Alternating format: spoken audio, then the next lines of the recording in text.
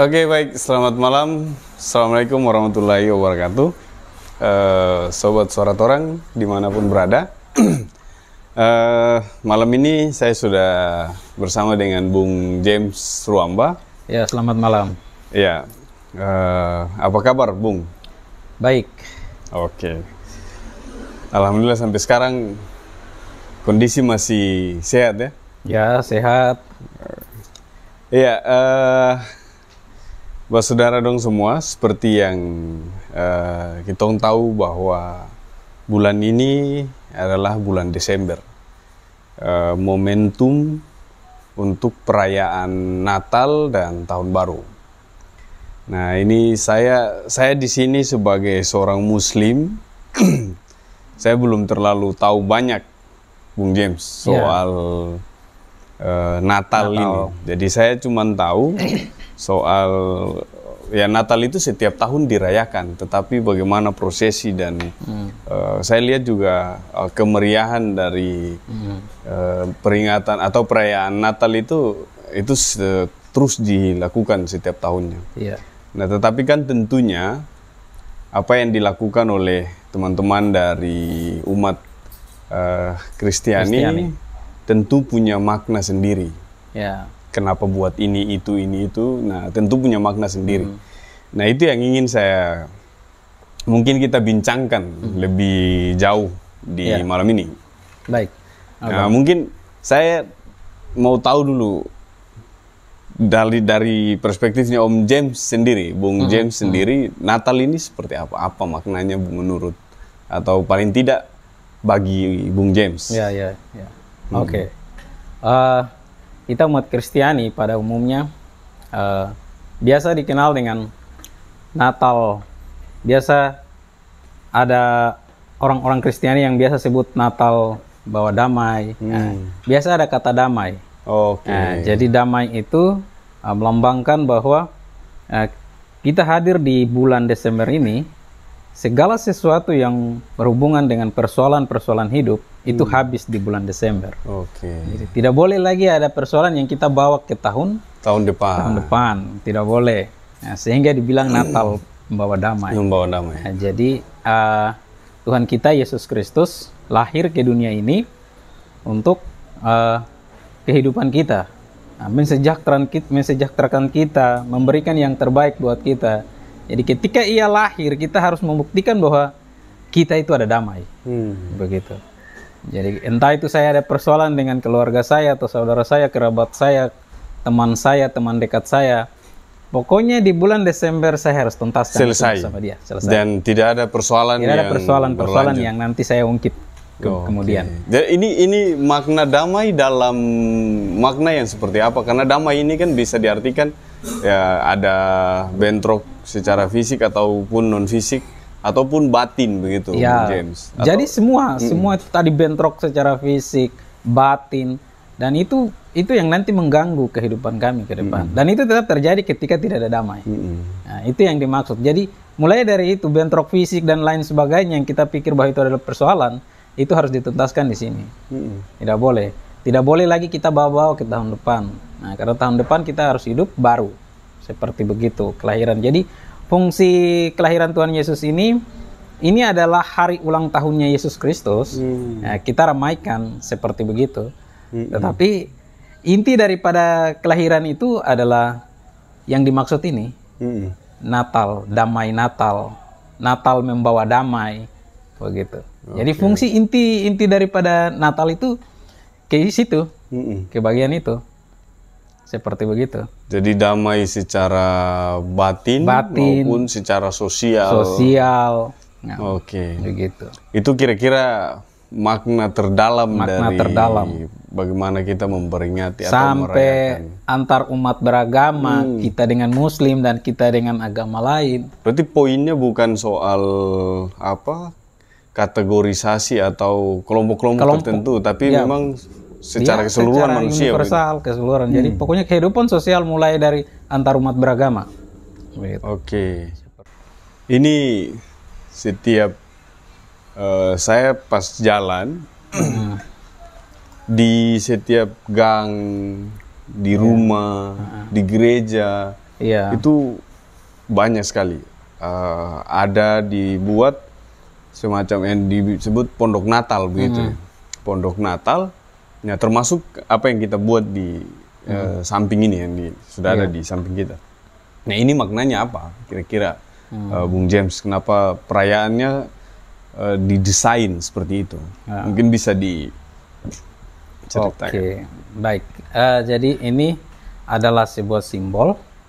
Simbol itu di mana pada waktu itu Tuhan Yesus lahir. Nah, jadi waktu itu Kaisar Agustus, Kaisar Agustus memerintahkan untuk ada sensus penduduk untuk ibu-ibu hamil untuk siap melahirkan itu harus ada sensus. Nah, jadi waktu itu Bunda Maria dengan Bapak Yusuf ini tidak mendapatkan tempat untuk disensus. Nah, jadi mereka semua tempat itu penuh. Nah, sehingga di situ ada satu tempat, itu kandang. Kandang itu adalah kandang hewan, kandang domba. Para gembala menggembalakan kambing domba di situ. Jadi tempat itu kosong. Nah kemudian Bunda Maria dengan Bapak Yusuf ini mengambil tempat itu untuk Maria ini harus melahirkan. Nah, jadi tempat itu adalah sebuah tempat simbol di mana Yesus Kristus lahir. Nah, sehingga wujud itu dalam bentuk fisik kita lakukan itu untuk kita buat kandang Natal, kita buat kandang seperti kandang hewan ya, kandang hewan itu simbol untuk pada waktu itu Tuhan Yesus itu lahir di situ, begitu. Ya, dia bukan lahir di tempat yang istimewa begitu, tetapi dia lahir di sebuah kandang. Dia datang untuk manusia, untuk upah dosa manusia itu dia tebus. Nah, tapi dia datang lewat tidak lahir di tempat yang seistimewa mungkin, tetapi di sebuah kandang yang terhina seperti begitu. Nah, kita sebut terhina. Jadi umat Kristiani melakukan itu hanya sebagai simbol bahwa itu tempat lahirnya Tuhan Yesus. Nah, jadi dia datang untuk membawa damai. Nah, demi kita manusia yang berbuat dosa, tapi dia lahir untuk menebus dosa-dosa kita. Sehingga itu kita harus ada di bulan ini adalah bulan damai. Seperti begitu. Kita harus damai. Ya, kita harus damai. Oh iya, Bung James, ini cukup menarik sebenarnya makna dari Natal itu sendiri. Kemudian dari teman-teman Kristiani mendesain bagaimana merayakan. Ternyata dia punya makna masing-masing yang itu menggambarkan satu situasi historis yang perlu diingat. Ya, perlu diingat. Nah, kemudian begini Bung James, ini kan perayaan Natal kali ini agak sedikit berbeda dengan Natal-Natal sebelumnya, sebab di perayaan Natal kali ini kita bertepatan dengan tahun politik dan ditambah dengan situasi politik yang katakanlah cukup panas begitu. Akhir-akhir ini terdapat dinamika politik di level nasional maupun lokal yang semakin memanas. Berpotensi, bahkan para ahli-ahli mengatakan berpotensi sampai pada kecurangan dan adanya intervensi kecurangan, dan itu bisa berdampak pada pemilu yang chaos. Akan terjadi konflik sosial. Nah, apa tanggapan Bung James ini soal ini Natal bertepatan dengan tahun politik? Nah, pesan apa kira-kira yang bisa kita ambil begitu? Ya, kita tidak bisa bilang banyak lagi atau mau cerita ke sana kemari tentang politik dan apa. Kita sudah tahu situasi politik itu seperti apa. Pasti ada cekcok. Nah, kenapa? Karena ya begitu politik. Tetapi ya harapan kami di bulan Desember ini ada damai. Oke, Bung James, menarik yang Bung James sampaikan ini.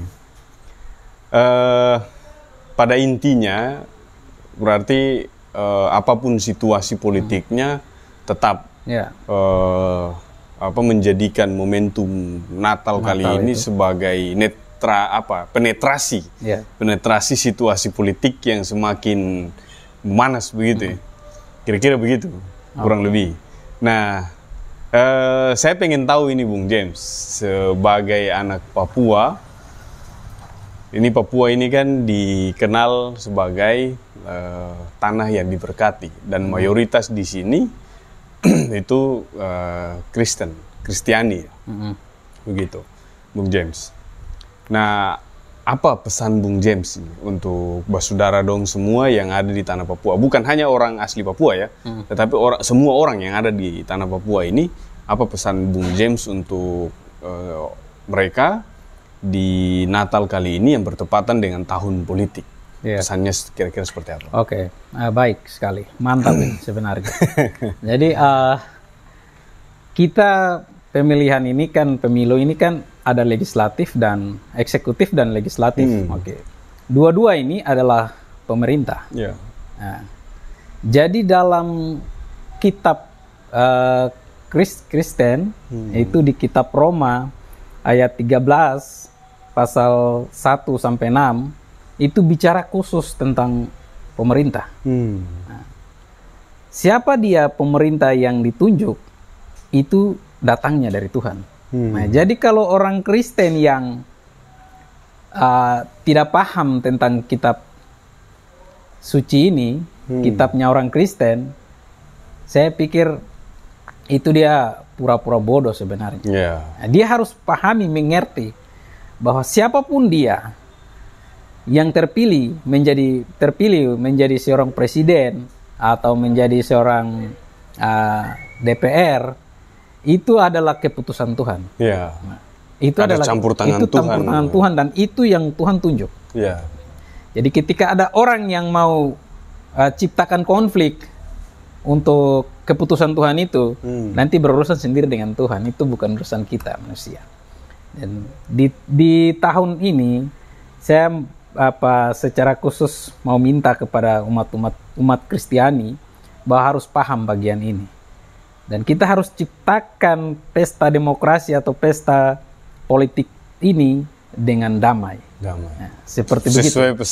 Sesuai pesan Natal, sesuai pesan itu pas itu sebenarnya. Harusnya. Jadi, dia harus paham sebenarnya. Benar-benar harus mendalami isi kitab ini dengan baik. Jangan salah kaprah untuk mengambil keputusan. Bahwa, kita harus yang ini. Ini sudah contohnya. Ini sudah terpilih, presiden sudah terpilih. Kemudian ada cekcok lagi, ada manajemen konflik yang dibangun untuk harus pemilihan ulang dan lain-lain sebagainya. Saya pikir itu dia rubah campur tangan Tuhan itu. Sesuai isi firman Tuhan tadi. Nah, jadi orang Kristen di tanah Papua, kita mayoritas Kristen harus mengerti isi kitab ini dengan baik. Hanya 6 ayat, seharusnya kita hafal itu. Harusnya kita hafal. Seperti begitu. Menarik. Jadi itu jelas. Jadi saya mau memberikan moto bahwa moto kita orang Papua adalah Papeda, Papua penuh damai. Papua penuh damai. Papeda.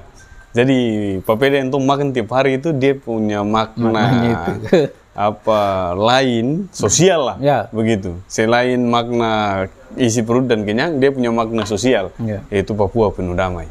Itu harus dipegang kuat oleh orang Papua. Karena ini makan khas yang makan tiap hari, bro. harus dia mendarah daging pesan itu. Papua harus penuh damai. Benar. Ini pesan ini perlu digaungkan oleh teman-teman Papua. Jadi teman-teman Papua, orang Papua yang suka makan papeda itu tidak boleh ada soal-soal, ada masalah. Karena Papua penuh damai. Papeda. Begitu, papeda kuah kuning. Nah, oke, Bung James, terima kasih atas waktunya dan pengetahuannya malam ini. Saya selaku kaum Muslim, banyak hal yang saya baru tahu juga. Ya paling tidak apa yang tadi yang Bung James bagikan dari pengetahuan dan lain-lain, paling tidak saya bisa tahu. oh Natal itu seperti ini. Itu. Natal, pesan Natal itu seperti ini. Kenapa dirayakan dengan cara seperti ini, begitu. Nah, paling tidak pesan-pesan nilai-nilai itu bisa saya ambil untuk kemudian bisa diterapkan dalam kehidupan sehari-hari. Ini saya cukup tertarik ini karena di momentum politik jangan sampai kita terbawa situasi panas. Nah, akhirnya kita ikut-ikutan. Gitu. Nah, dengan pesan damai ini saya kira kita tidak perlu membesar-besarkan. Cukup mari kita berpolitik dengan baik. Ya, seperti begitu. Ya, oke. Bapak saudara dong semua. Obrolan kita cukupkan sampai di sini, James. Terima kasih buat saudara dong semua. Jangan lupa ikuti terus podcast kami selanjutnya dari Rumah Suara Torang. Untuk podcast selanjutnya tentunya akan lebih menarik. Sebagaimana yang kita sudah bahas ini nanti akan lebih menarik lagi. Nah, jangan sampai ketinggalan podcast kita. Dan jangan lupa juga dukungan dari saudara dong semua, yaitu berupa like, komen, dan share podcast kita di Rumah Suara Torang. Itu sangat membantu. Nah, demikian dari saya. Saya pamit undur diri. Wallahul muwaffiq ila aqwamit thariq. Wassalamualaikum warahmatullahi wabarakatuh. Selamat malam. Shalom. Shalom.